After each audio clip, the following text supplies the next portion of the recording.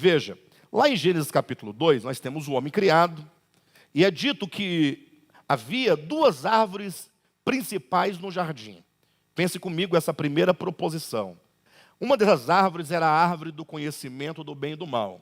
No âmbito da revelação, a árvore do conhecimento implica o momento em que o homem criado chegaria, na sua experiência, a ter as faculdades do seu entendimento, da sua cognição, abertos para o conhecimento.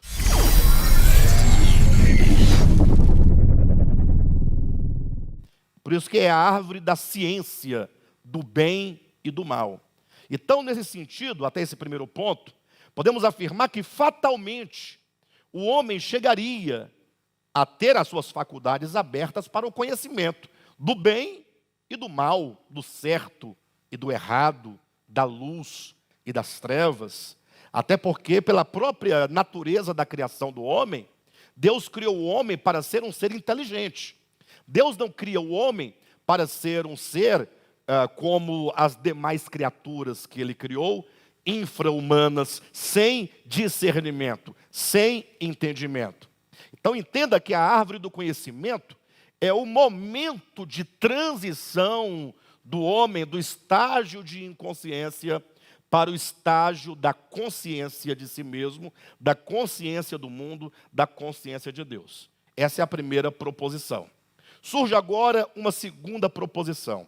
Alguém pode perguntar, pastor, mas se era desejo de Deus que o homem chegasse a esse discernimento, por que então é dito que o homem não deveria comer do fruto dessa árvore, porque comendo ele morreria? Gera aqui uma segunda proposição.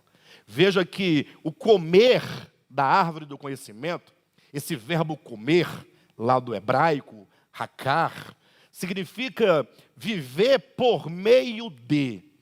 Seria mais ou menos como se Deus dissesse, ora, quando o homem atingisse o auge da sua cognição para discernir o bem ou o mal, se ele passasse a viver por meio do conhecimento, se ele fizer do seu conhecimento o seu braço forte, a sua fortaleza, fazer do seu entendimento, da sua capacidade de discernimento, o seu próprio caminho sem Deus, isso levaria o homem à morte. É o que está lá em 1 Coríntios, quando Paulo diz que o amor edifica, mas o conhecimento ensoberbece. Ou seja, se o homem fizesse do conhecimento um meio para, por meio do conhecimento, viver independente de Deus, isso causaria a morte.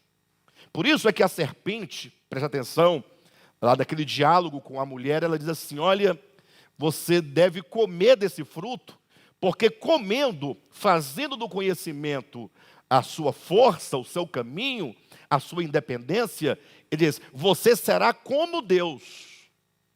Então veja que nós temos aqui dois pontos. O primeiro é, comendo, ou melhor, aquela árvore implica o estágio de conhecimento. Mas agora, comendo do fruto, vivendo por meio do conhecimento, diz a serpente, serás como Deus. E a pergunta que eu faço para vocês é, será que a serpente mentiu? O que a serpente queria dizer, serás como Deus? Veja que quando, tão logo, de acordo com o registro de Gênesis, o homem e a mulher comem daquele fruto, o próprio Deus declara no capítulo 3, salvo engano, no versículo 21. Né? O homem se tornou como um de nós. A serpente diz, serás como Deus. Deus agora diz, o homem se tornou como um de nós. Qual a relação do que diz a serpente com o que Deus está dizendo? Quando Deus diz, o homem se tornou como um de nós, e ele continua dizendo, vírgula, conhecedor do bem e do mal. Ora, se você parar para pensar, assim, poxa, então, Deus, isso é uma coisa negativa, não pode ser positivo. Então, será que Deus estaria dizendo que o homem não deveria ter o conhecimento do bem e do mal? Mas veja, o que Deus diz é, o homem se tornou como um de nós. Ou seja, Deus, ele vive por si mesmo. Deus é aquilo que Jesus fala em João capítulo 6, né? Assim como o Pai que vive me enviou, e eu igualmente vivo pelo Pai.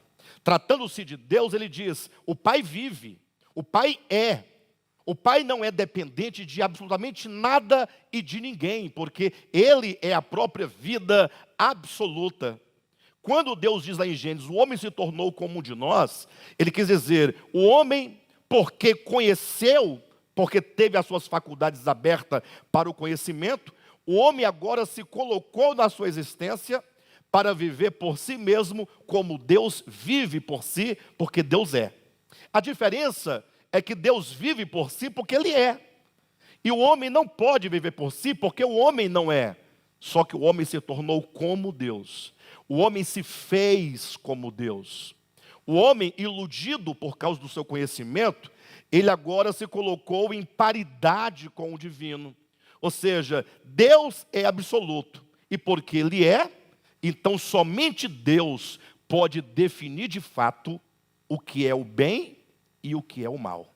Quando o homem come da árvore do conhecimento, isto é, quando faz do conhecimento o instrumento por meio do qual ele vive, o alimento por meio do qual ele vive, agora o homem, preste atenção, sem Deus, ignorando Deus, ele próprio se faz o árbitro para definir o que é o bem e o que é o mal. Uma coisa é você ter a sua faculdade aberta para o discernimento. Outra coisa é quem é que define exatamente o que é o bem e o que é o mal. Olhe para a sociedade que nós vivemos. Olhe para as instituições de uma nação. Olhe para os homens de uma maneira geral. Olhe para a sua própria experiência. Quantas vezes nós cometemos grandes erros na nossa trajetória de vida, na nossa existência, e chamamos aquilo de bem. E muitas coisas que são bem, nós deixamos de fazer e justificamos como sendo más.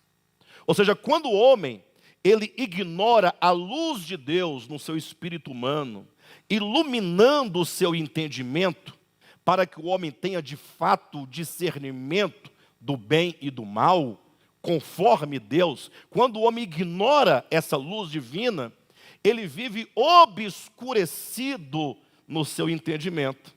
Só que o homem tem inteligência, o homem tem as faculdades abertas para o conhecimento.